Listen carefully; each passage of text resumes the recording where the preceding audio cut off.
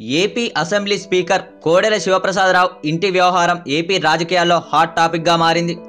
కోడెల శివప్రసాదరావు ఇంటి అద్దె పేరుతో లక్షలాది రూపాయల ప్రజాధనాన్ని దుర్వినియోగం చేశారని వైఎస్ఆర్ కాంగ్రెస్ పార్టీ ఆరోపిస్తుంది. కోడెల శివప్రసాదరావు అధికారిక నివాసం క్యాంప్ ఆఫీస్ హైదరాబాద్లోని బంజారాహిల్స్ రోడ్ నెంబర్ 7లోని ఇరాన్ కాన్సులేట్ సమీపంలోని ఓ ఇంటిని చూపిస్తుంది. 8-2-503 నెంబర్ గల ఇంటిలో స్పీకర్ కోడెల నివాసం ఉంటున్నట్లు చూపిన ఆధారాలను వైసీపీ బయటపెట్టింది. 8-2-503 నెంబర్ గల ఇంటిని తన నివాసం క్యాంపు కార్యాలయంగా ప్రకటిస్తూ సాధారణ పరిపాలన శాఖ 2017 మే 4న 994 జీవోను జారీ చేసింది.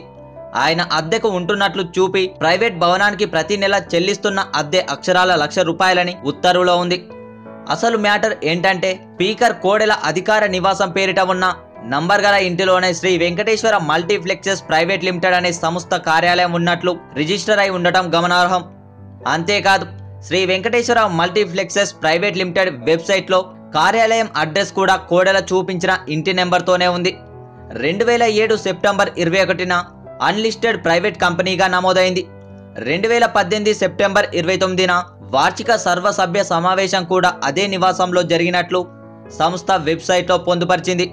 ఒక స్పీకర్ అధికారిక నివాసంలో ఇలాంటి వార్షిక సర్వసభ్య సమావేశాలు జరగడం సాధ్యమా అన్న సందేహం వ్యక్తం చేస్తుంది వైసీపీ. ఇకపోతే Sri Venkateswara multiplexes private limited company గురించి ఆరా తీస్తే అది మాజీ హోంశాఖ మంత్రి దేవేందర్ గౌడ్ కుమారుడుదని తేలింది. అయితే దేవేందర్ గౌడ్ తనయుడు కార్యాలయంలో అద్దెకు ఉంటూ స్పీకర్ కోడెల లక్షలాది రూపాయలు బొక్కేశారని ఆరోపణలు వెల్లువెత్తుతున్నాయి. బంజారాహిల్స్ రోడ్ నెంబర్ 7లో నివసించకుండానే అద్దె కింద నెలకు ₹1,00,000 ప్రజాధనాన్ని బొక్కిన స్పీకర్ కోడెల శివప్రసాదరావు ఆ సొమ్మును తిరిగి చెల్లించాలని డిమాండ్ చేశారు వైఎస్ఆర్ కాంగ్రెస్ పార్టీ రాజ్యసభ సభ్యుడు విజయసాయిరెడ్డి. గవర్నర్ నరసింహన్ జోక్యం చేసుకుని తక్షణం విచారణకు ఆదేశించాలని కోరారు.